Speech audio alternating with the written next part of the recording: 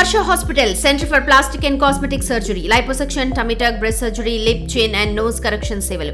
మీ అందానికి నమ్మకమైన చిరునామా హర్ష హాస్పిటల్స్, కొంపల్లి, హైదరాబాద్.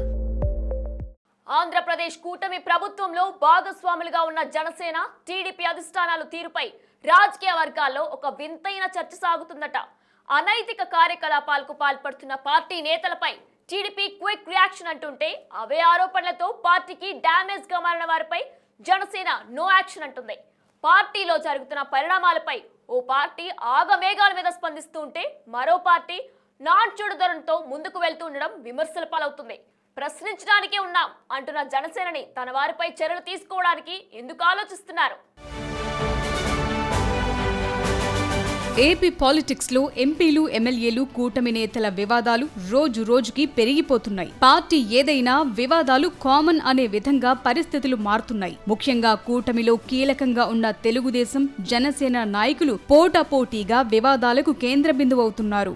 తెలుగుదేశం పార్టీలో ఏడాదిన్నర ముందు ఎమ్మెల్యే ఆదిమూలం వ్యవహారంతో మొదలైన వివాదాలు తాజాగా ఏలూరు ఎంపీ పుట్టా మహేష్ యాదవ్ వరకు కొనసాగుతూనే ఉన్నాయి. ఎమ్మెల్యే ఆదిమూలం రాసలీలల వీడియోతో అడ్డంగా దొరికితే ఏలూరు ఎంపీ ఏకంగా డ్రగ్స్ సేవించి దొరికిపోవటం తీవ్ర దుమారాన్ని రేపింది.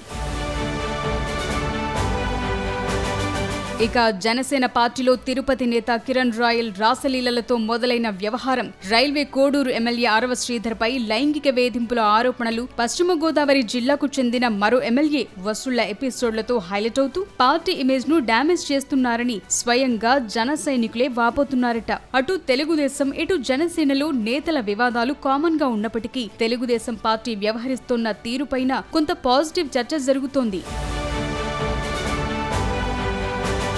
వాస్తవానికి ఎమ్మెల్యే ఆదిమూలం వ్యవహారం బయటపడిన వెంటనే తెలుగుదేశం పార్టీ స్పందించిన తీరుపై అప్పట్లో పొలిటికల్ గా పెద్ద ఎత్తున చర్చ సాగింది. అధికారంలోకొచ్చిన 3 నెలల్లోనే ఎమ్మెల్యే వ్యవహారం బయటకు రావటం, టీడీపీ అధిష్టానం ఎంతో స్పీడ్ గా స్పందించి ఆదిమూలంను పార్టీ నుండి సస్పెండ్ చేస్తూ నిర్ణయం తీసుకుంది. అప్పట్లో చంద్రబాబు తీసుకున్న ఈ నిర్ణయంపై చాలా మంది పాజిటివ్ గా రియాక్ట్ అయ్యారు. చంద్రబాబు సరైన నిర్ణయం తీసుకున్నారని, చాలా క్విక్ రియాక్షన్ పార్టీ నుండి వచ్చిందని ప్రశంసించారు.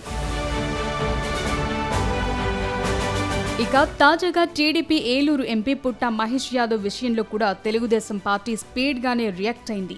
మొయినాబాద్ లోని బీఆర్ఎస్ మాజీ ఎమ్మెల్యే ఫామ్ హౌస్ లో జరిగిన పార్టీలో పుట్టా పట్టుబడటం, డ్రగ్స్ తీసుకున్నారని తెలిసిన వెంటనే షోకాజ్ నోటీసులు జారీ చేసింది. అతన్ని పార్టీ కార్యక్రమాలకు దూరంగా ఉండాలని ఆదేశించి ఎంతటి వారైనా ఉపేక్షించేది లేదని టీడీపీ అధిష్టానం అందరికీ స్పష్టమైన వార్నింగ్ ఇవ్వగలిగింది. షోకాజ్ నోటీసులకు ఎంపీ నుంచి వివరణ రాగానే తదుపరి ఏం చేయాలన్న దానిపై పార్టీ సమాలోచనలు జరుపుతోంది. అంతేకాదు పుట్టా మహేష్ యాదవ్ ని పార్టీ నుండి సస్పెండ్ చేస్తారని ప్రచారం కూడా జోరుగా సాగుతోంది.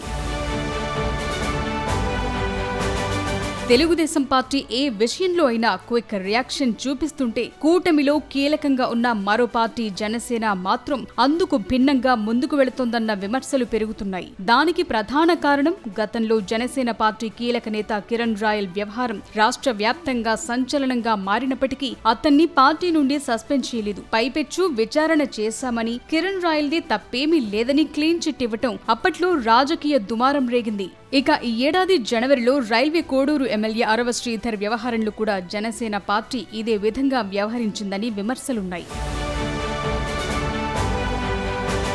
లైంగిక వేధింపుల ఆరోపణలు వచ్చిన ఆరవ శ్రీధర్ పై విచారణ కమిటీ ఏర్పాటు చేశామని, నివేదిక ఆధారంగా చర్యలు తీసుకుంటామని చేసినప్పటికీ ఇప్పటి వరకు ఎలాంటి చర్యలు తీసుకోలేదు. ఓవైపు బాధితురాలు వరుసగా వీడియోలు విడుదల చేస్తూ న్యాయం కోసం పోరాడుతున్నప్పటికీ పార్టీ పరంగా సరైన నిర్ణయం తీసుకోకుండా కమిటీల పేరుతో కాలయాపన చేస్తున్నారంటూ విపక్షాలు ఆరోపణలు చేస్తున్నాయి. ఆడియోలు, వీడియోల్లో అడ్డంగా దొరికిన ఎమ్మెల్యేను సస్పెండ్ చేయకుండా ఉండటం తీవ్ర విమర్శల పాలవుతోంది. ఓవైపు తెలుగుదేశం ఇదే తరహాలో ఎమ్మెల్యే తప్పు చేస్తే అతన్ని వెంటనే సస్పెండ్ చేసింది. కానీ అందుకు భిన్నంగా జనసేన మాత్రం యాక్షన్ తీసుకోకుండా వదిలేయటానికి ప్రత్యేక కారణాలు ఏవైనా ఉన్నాయా అన్న సందేహాలు వ్యక్తమవుతున్నాయి.